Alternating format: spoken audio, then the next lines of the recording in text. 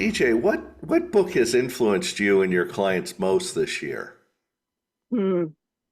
I think it's Atomic Habits. Atomic Habits. It was such a great book. You? Oh my God. I No picked the same way.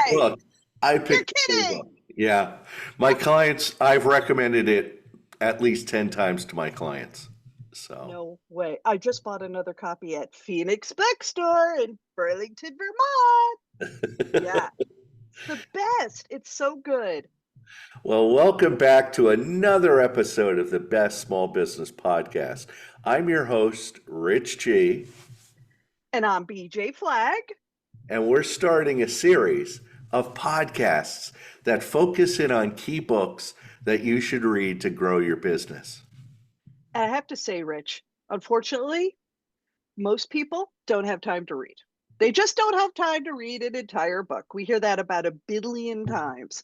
So we're going to summarize these books into uh, small business speak. I think you're going to like it.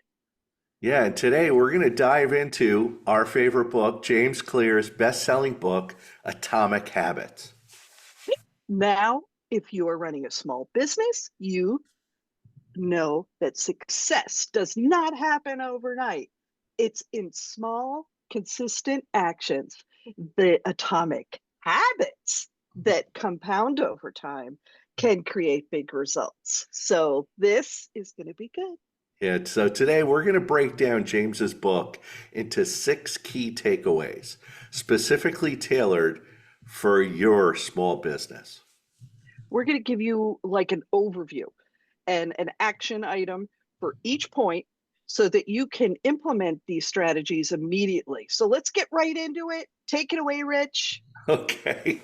Number one, James wants you to focus in on tiny improvements. Clear central message is that small habits can compound over time to produce remarkable results. And for small business owners, this means making tiny improvements in your processes, your customer service, or your marketing efforts. You don't need to overhaul everything immediately. Even a 1% daily improvement can lead to substantial growth over time. I've got a couple of action items that I think I'd like you to do. Identify a small area of your business where you can make a 1% improvement. So, this is something very minor, but very impactful. It could be your email response time, it could be social media engagement or daily sales calls. So, you see how it can hit any part of your business. Commit to making tiny improvement every day for a month and just track the results and see how you're doing. See, those are, if you just do that little 1%, that's going to help you. We're not telling you to make huge improvements. 1%, like one sales call, or get on social media and make a little message or something like that. Right. Follow a couple of people, make some engagement messages to other people. Huge impact. I'm going to take you to number two, which is make habits obvious.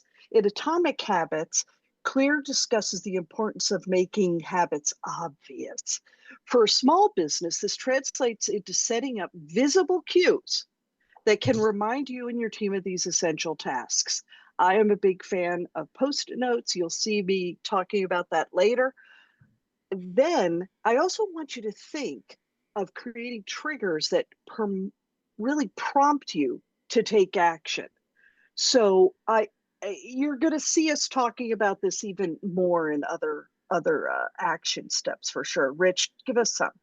Well, our action item is set up a visual reminder in your workspace somewhere, Yeah, or any type of daily task, like a whiteboard. And I tell my clients all the time, go out and buy a big whiteboard and have it up for your team with key metrics to track, or to put sticky notes with action items on your computer monitor. we actually painted an entire wall and made it a whiteboard. And you see all these things going on the board. Some of them are triggers for other people, some of them for the entire team. So it gives everybody that ability to look up at the board and get those things done. You can't beat it. Yeah, and what's funny is these obvious cues that you see every day will keep important habits front and center. You'll Yeah. like, let's review all the projects we're working on. Let's review all the clients. I have a Excel spreadsheet up with all of my clients to see, oh, I haven't talked to Steve. Let me call him. Let me give him a Yeah. quick call. So it gets you, it makes them very obvious. Definitely. Rich, give us number three. Number three is make habits attractive. Okay. Sometimes we look at habits like, oh, geez, I got to do that. Oh, geez, I got to make it attractive. James Clear argues that we are more likely to stick with habits that are enjoyable or even better, rewarding. So in the business world, this could mean making simple mundane tasks more appealing or finding ways to celebrate small wins. And you could Yeah. do a whole bunch of different things that can help you make them more attractive. What are some action items, BJ? I love to pair the task with that you find boring with something that you totally enjoy. Let me give you an example. Like, you need to follow up on all the invoices. Listen to your favorite music while you're doing that, or your podcast. You can also implement a small reward system for your team to celebrate hitting minor milestones. For our sales team, we will always have an item that they really want. And it's something small and that doesn't mean anything. And they will say 50 phone calls, 50 phone calls, somebody wins. And I'm telling you, everybody is just gamified. We love it. We get right into it. It's so silly. It's just this little thing, Rich. I What's tell our you, what's the fourth point?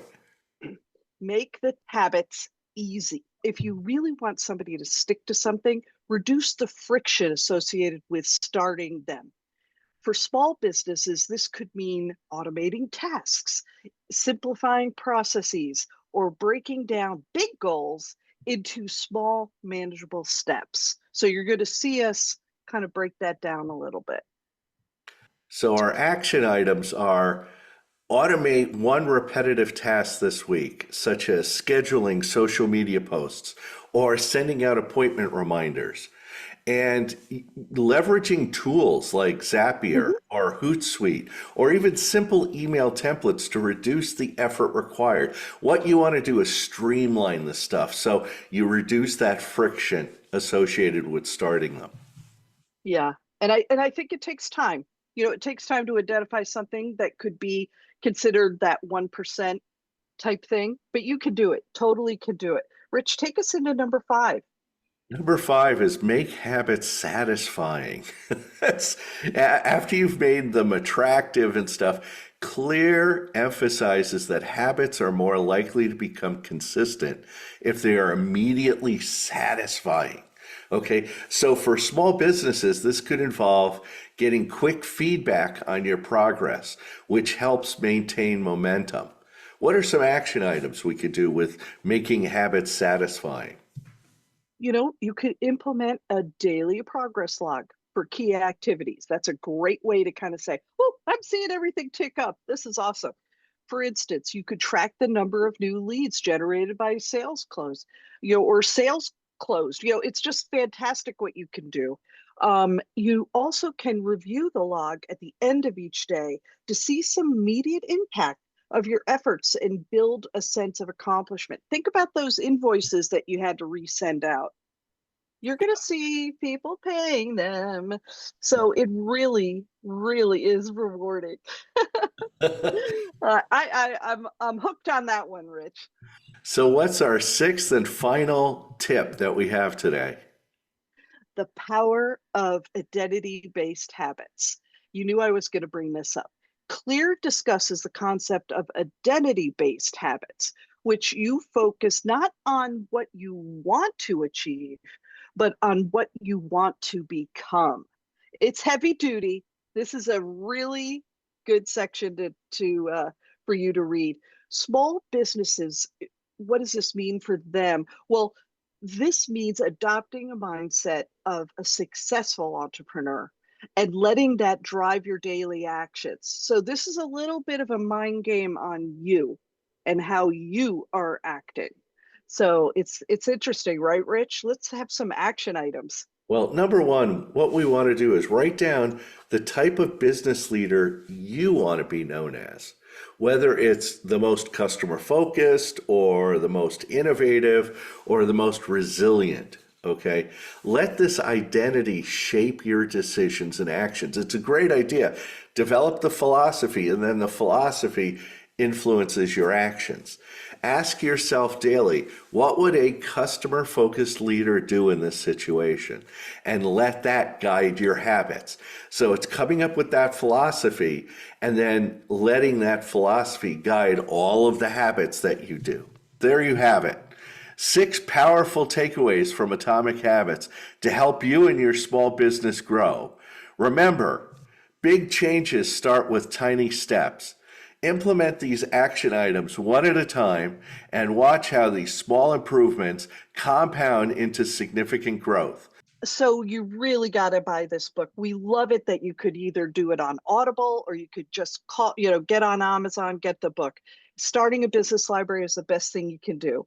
So until next time, keep making those small improvements. And remember, success is built one habit at a time. And if you enjoyed today's episode, make sure to subscribe, leave a review, and share it with fellow entrepreneurs. We need you to keep the momentum going. Share this episode on LinkedIn, Instagram, X, and TikTok with the hashtag The Best Small Business Show. Let's spread the word and keep this community growing.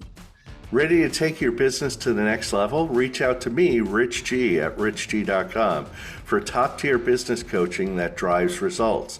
And for all things brand marketing and website design, connect with my fantastic podcast partner, BJ Flagg, at newrenew.com. Let's make your brand unforgettable. Thanks for tuning in and being the best and fantastic part of our team. If this episode's fired you up, don't miss what's coming next. Subscribe, follow, or share with your fellow entrepreneurs ready to level up. Your support keeps us going and helps us make even more significant impact. A big shout out to our editor and producer, Richard Scalzo, for making us sound fantastic in every episode. Have an unbelievable week, crush those goals, and we'll catch you the next episode.